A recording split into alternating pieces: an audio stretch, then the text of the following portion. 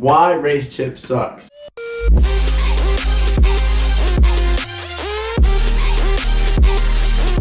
So right here, we have the RaceChip. Which model is this? It's the GTS Black. So the GTS Black on their website right now sells for $699 US. Plus $50 for the app. The app control basically is letting you control the RaceChip from your phone. Yeah. So it's a full-on app to where you can switch modes, and apparently that's how you can dial in like how much horsepower you're actually wanting out of the car for certain needs. And it's even got an efficiency mode for apparently better fuel mileage. And right here, you can see kind of what they promote on their website. They're promoting, what is it, 72 horsepower gain and 82 on the foot-pounds of torque gain. And that's for an Audi S3, which is specifically what this was bought for, was for my 2016 Audi S3. When you actually open the box up, I mean, it looks really nice and like it's actually presented really well. The box itself is really nice too. Like it's got nice magnets. I mean, nothing about this actually speaks cheap quality until you actually come in here and pick up this thing. And how much do you think that weighs? Not even half a pound. That's pretty light, and it feels pretty plasticky and fake. So yeah. So basically, we were gonna make an installation video for everybody about this chip, and then go on to review it. But we installed it, and right off the bat, this turned out to be just about as good of quality as half a pound is worth. Yeah, it's pretty garbage. You literally felt no difference. Honestly, it felt slower when you attached it and put it on. What it promotes and what you're buying for $750 is nowhere near anything that this is worth. Like it. We even had. Well, he even called the. What is it? The stock? No, the customer service, and had them tune it wirelessly. Oh yeah. So we were having issues with it, and I was like concerned why it wouldn't work anymore, or why it wasn't adding any power. Because I mean, you would feel 72 horsepower. So I called them, and the second day I actually had it on my car, and they told me, hey, look, we'll just do a tune wirelessly and send it to the app where you can download it onto your chip, and it should fix your problem that you're having with it being like not fast enough. So anyway, I did that. I tried it out, did the tune, everything like that, gave it the time, did everything the right way, and still it was the exact same result as even when it was the first time. There's only one thing I can mention that was positive, and it was that one time we actually went to drive the car to just see like if maybe it was working for whatever reason, and it was working a little bit. Like it felt like maybe like 20 horsepower was added on or something like that, but it was definitely not 72 horses. 7 fine-tuning mappings, up to 20% miles per gallon better, 2 times reprogramming if you change your car, a warm-up timer, and then app control. The best next level performance for petrol heads. It's all a lie because it doesn't work.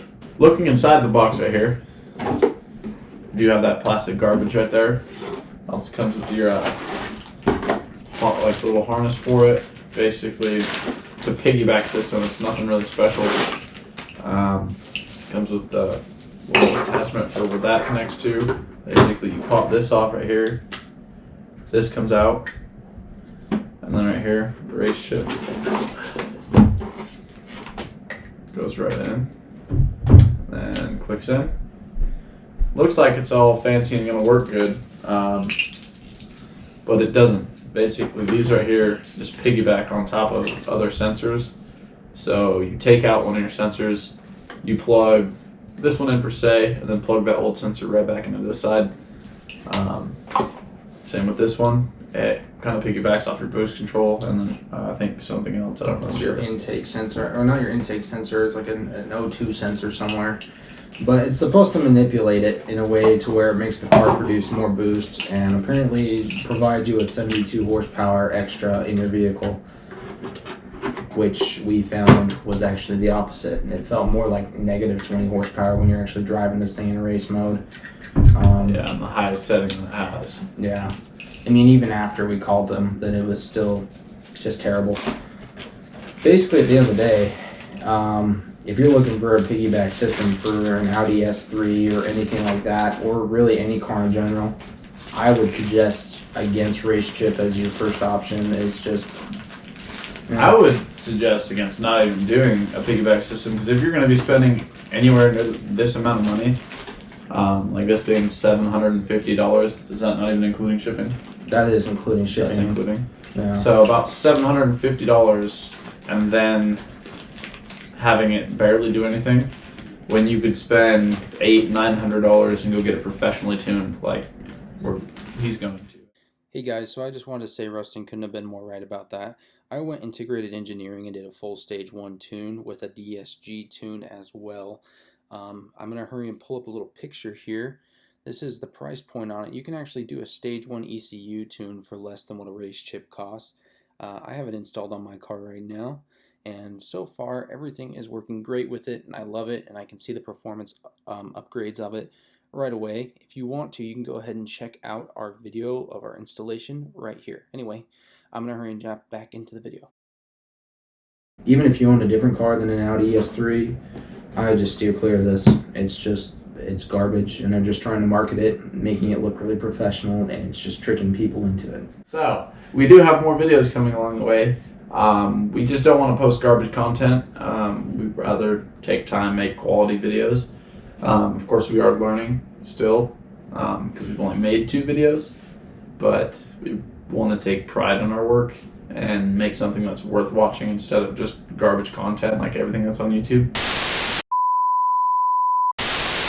We're going to try, actually we are going to do it at least 2 videos a month. Yeah. At starting, just because it's kind of hard to find free time. There might be different videos, some might be off-road stuff, some might be drift stuff, some might just be B-roll shots of cars, cinematic stuff. So it might be crap like this. Some might be crap like this. Garbage. It's trash, just throw it away. Send it back to Germany.